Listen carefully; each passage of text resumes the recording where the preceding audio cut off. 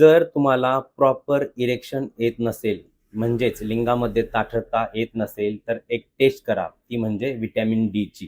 Vitamin D ची taste केल्यानंतर जर तुम्हाला व्हिटॅमिन डी ची खूपच कमतरता असेल, तर डॉक्टरांच्या सल्ल्याने व्हिटॅमिन डी ची गोळी सुरू करा.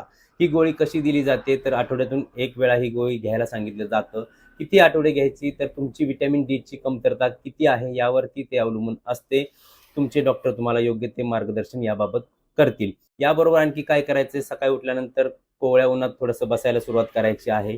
आहारामध्ये दूध, अंडी, मासे किंवा यासारखे व्हिटॅमिन डी ज्या आहारामध्ये आहे असा आहार अधूनमधून करायला सुरुवात करा. जेवणाच्या आणि झोपण्याच्या वेळा फिक्स करा. सकाळी उठल्यानंतर थोडासा व्यायाम करा.